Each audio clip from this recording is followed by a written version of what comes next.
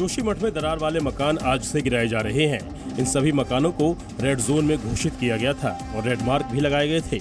यहाँ रहने वाले सभी लोगों को सुरक्षित जगहों पर पहुंचा दिया गया है। प्रशासन ने इनके ठहरने की व्यवस्था की है। मकानों को गिराने के लिए रुड़की IIT के एक्सपर्ट की टीम की देखरेख में ये काम किया जा रहा है। चमोली के DM के मुताबिक डेंजर जोन के तहत मार्क किए गए इमारतों के आसपास के बफर जोन को भी खाली कराया जा रहा है। NDRF की एक टीम भी जरूरत पड़ने पर एक्सपर्ट की मदद के लिए तैयार है। जो हमने डेंजर जोन्स नोटिफाई किए हैं उसमें लगातार इवैक्यूएशन चल रहा है। जो उसके नियर बाय विसिनिटी में एक बफर जोन्स हमने बनाए हैं, जो डेंजर जोन्स में अगर कोई मेजर स्लाइड आता है तो तत्काल उन पे भी इम्पैक्ट पड़ेगा, तो उनको भी उसमें भी हम मूवमेंट करा रहे हैं। दरअसल मकानों में दरार आने के बाद खतरे को देखते हुए प्रशासन ने लोगों से उनके मकान खाली करा लिए थे। लोगों को परिवार सहित सुरक्षित जगह पर भेजा गया था। इन मकानों को 3 जोन में ये 17 साल से प्रोविजन स्टोर चला रहे थे और हर दिन 8 से 9 हजार का बिजनेस करते थे। अचानक से ये दोगुना हो गया। जानना चाहते हो कैसे? तो फ्रीडम ऐप को अभी डाउनलोड करें। काटा गया है और उसी के हिसाब से कार्रवाई की जा रही है।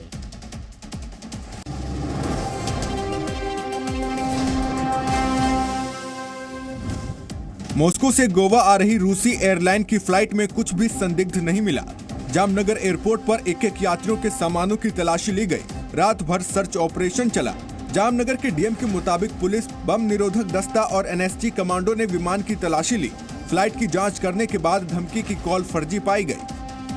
रात भर इसमें सर्च ऑपरेशंस सब चले। 236 पैसेंजर और 8 क्रू, ऐसे कुल 244 यात्रीगण इसमें शामिल थे। उन लोगों को सबको फ्लाइट से बाहर निकालकर पुलिस की टीम, NSG कमांडोज और इनकी टीम के द्वारा फुल सर्च ऑपरेशंस किया गया। इस फ्लाइट में कुल 244 यात्री सवार थे। दरअसल सोमवार रात विमान में बम होने की सूचना मिली थी। फ्लाइट में बम की खबर मिलने के बाद फ्लाइट की गुजरात के जामनगर में इमरजेंसी लैंडिंग कराई गई थी। खबर के बाद सुरक्षा एजेंसियां अलर्ट पर आ गई। इसके चलते रात भर जामनगर एयरपोर्ट पर अफरा तफरी रही। बम निरोधक दस्ता, गुजरात पुलिस और फायर ब्रिगेड सूचना मिलते ही एयरपोर्ट पर पहुंच गए थे। 244 यात्रियों और क्रू मेंबर को फ्लाइट से उतारा गया। इसके बाद से वे एयरपोर्ट पर इंतजार कर रहे थे।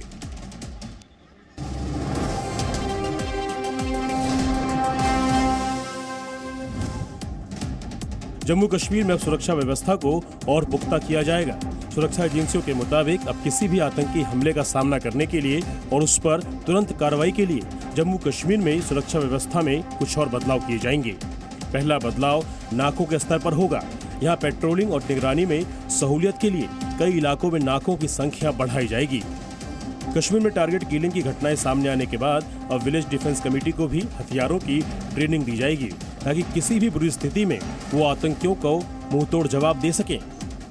जम्मू कश्मीर में किसी भी हमले का सामना करने के लिए CRPF की 18 अतिरिक्त कंपनियों को भी तैनात किया जाएगा।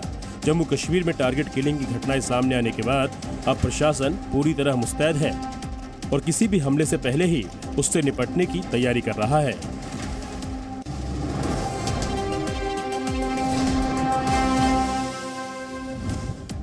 कन्याकुमारी से अब हरियाणा पहुंच चुकी भारत जोड़ो यात्रा सोमवार को कुरुक्षेत्र पहुंची।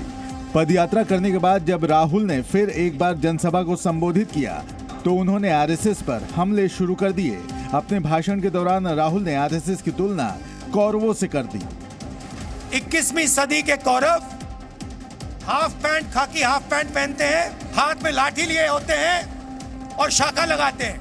उनकी तरफ हिंदुस्तान के 2-3 सबसे अमीर अरबपति कौरवों के साथ खड़े हैं। इस दौरान राहुल ने अपने तपस्वी वाले बयान को दोहराते हुए RSS पर आरोप लगाया कि ये हिंदुस्तान की तपस्या पर आक्रमण कर रहे हैं। ये RSS वाले हर हर महादेव तो कभी नहीं कहते। क्यों नहीं कहते? क्योंकि शिव जी तपस्वी थे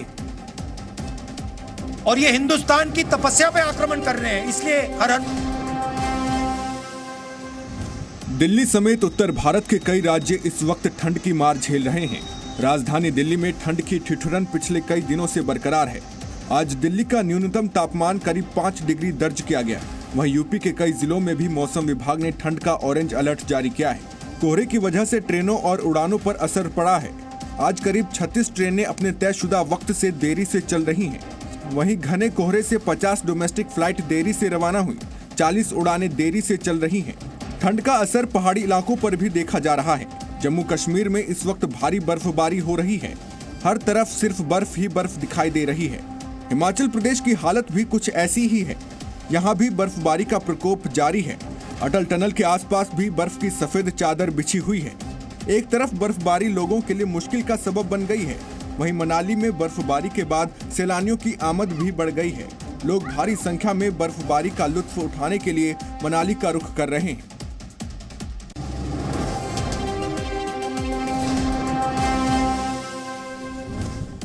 झारखंड के कोडरमा में 25 परिवारों के 100 लोगों के धर्मांतरण का मामला सामने आया है। धर्म परिवर्तन करने वालों में महिलाएं और बच्चे भी शामिल हैं। जानकारी के मुताबिक यहाँ एक समुदाय विशेष के लोग आर्थिक तंगी से जूझ रहे हैं। पिछले कुछ सालों से यहाँ ईसाई धर्म प्रचारक आ रहे हैं और लोगों को इलाज में मदद करने और बीमारी ठीक करने के नाम पर ईसाई धर्म में धर्मांतरण करा रहे हैं।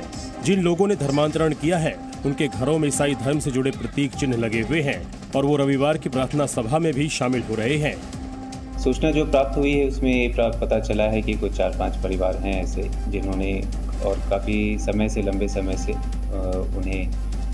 उन्होंने अपना धर्म परिवर्तन किया है। इस संबंध में जांच की जा रही है कि ये किस प्रकार से है। जानकारी मिलने के बाद हिंदू संगठनों ने दावा किया है कि जिन लोगों ने भी धर्म परिवर्तन किया है उनकी दोबारा हिंदू धर्म में वापसी की जाएगी। विवाद बढ़ने के बाद पुलिस ने मौके पर पहुंचकर मामला दर्ज कर लिया है और कार्रवाई शुरू कर दी है।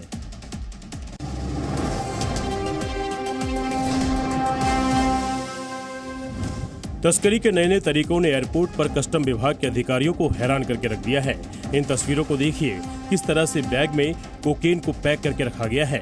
बैग में अच्छे से पैकिंग की गई है ताकि कस्टम वालों की नजर ना पड़े।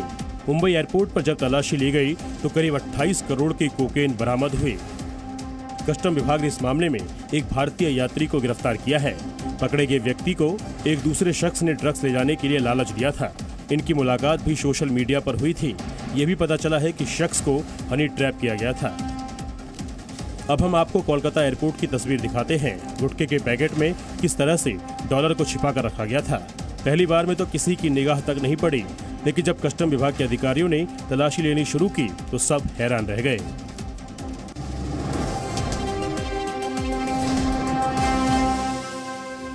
आगरा में 20 साल के बाद 2 एसिड अटैक से पीड़ित महिलाओं ने पुलिस में केस दर्ज करवाने की हिम्मत दिखाई है। पहला मामला रुकैया नाम की महिला का है, जिन पर यह हमला 2002 में हुआ था। रुकैया उस वक्त अलीगढ़ में अपने बहन के यहाँ रह रही थी, जहाँ उनकी बहन के देवर ने उन पर एसिड फेंक दिया था। रुकैया को अपने इंसाफ के लिए आवाज उठाने में 20 साल से ज्यादा का वक्त लग गया। वहीं दूसरा मामला मधु नाम की लड़की का है, जिन पर यह हमला कॉलेज जाते वक्त हुआ। यहाँ एक मनचले लड़के ने उनके ऊपर एसिड अटैक कर दिया था। समाज की सोच और लोगों का क्या कहेंगे, ये सोचकर ये दोनों महिलाओं ने 20 सालों तक अपनी जुबान बंद रखी। लेकिन आखिरकार दोनों महिलाओं ने हिम्मत जुटाई और अपने ऊपर हुए अत्याचार के लिए कानून से इंसाफ की गुहार लगाई। पुलिस ने दोनों का मामला दर्ज कर आरोपियों पर कार्रवाई शुरू कर दी है।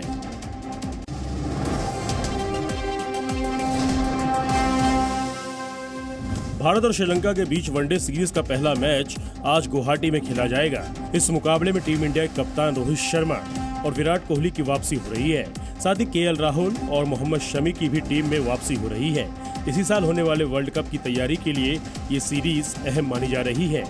इस मुकाबले से पहले ही टीम इंडिया के कप्तान रोहित शर्मा ने साफ कर दिया है कि उनके साथ शुभमन गिल ओपनिंग करेंगे। गिल के ओपनिंग करने के चलते ईशान किशन पहले मैच से बाहर रहेंगे। तो वहीं गेंदबाजी की बात करें तो तेज गेंदबाज जसप्रीत बुमराह के बाहर होने के बाद शमी के अलावा भारत के पास 2 तेज गेंदबाजों के लिए जगह है। वहीं चौथे तेज गेंदबाज की भूमिका हार्दिक पांड्या निभाएंगे। 2 तेज गेंदबाजों के लिए मोहम्मद सिराज, अर्शदीप सिंह और उमरान मलिक के बीच मुकाबला होगा और संभावना जताई जा रही है कि अर्शदीप सिंह और मोहम्मद सिराज को प्लेइंग 11 में जगह मिलेगी और दोनों मोहम्मद शमी का साथ निभाएंगे।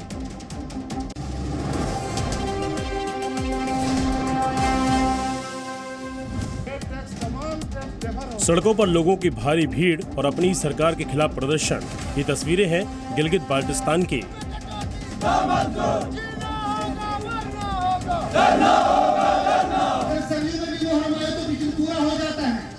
जहां पर बढ़ती महंगाई को लेकर गिलगित बाल्टिस्तान के लोग पाकिस्तान के खिलाफ प्रदर्शन कर रहे हैं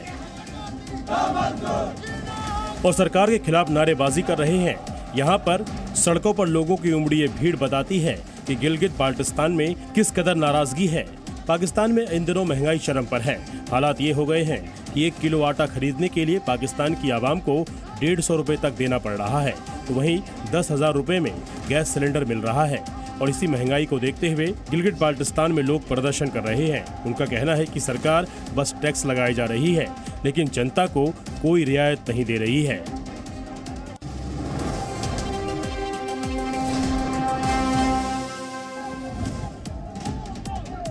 हाथों में पोस्टर लिए सरकार के खिलाफ नारेबाजी करते हुए ये लोग पेरू के हैं। इनकी मांग है कि पूर्व राष्ट्रपति पेड्रो कैस्टिलो को जेल से रिहा किया जाए और देश में जल्दी चुनाव करवाए जाएं। प्रदर्शनकारियों ने मौजूदा राष्ट्रपति के इस्तीफे की भी मांग की है। प्रदर्शनकारियों से पुलिस सख्ती से निपट रही है। कई जगहों पर दोनों के बीच हिंसक झड़प हुई और पुलिस ने लोगों को हटाने के लिए हर तरीके का इस्तेमाल किया। अभी तक पुलिस और प्रदर्शनकारियों के बीच हिंसक झड़प में 12 लोगों की मौत हो चुकी है और सैकड़ों की संख्या में लोग घायल हुए हैं। इससे प्रदर्शन में जान गंवाने वाले लोगों की कुल संख्या 34 हो गई है। गौरतलब है कि पेरू की सुप्रीम कोर्ट ने पूर्व राष्ट्रपति पेड्रो कैस्टिलो को 18 महीने के लिए जेल की सजा सुनाई थी। उन पर देश में विद्रोह भड़काने और साजिश रचने के आरोप में मुकदमा चलाया जा रहा है।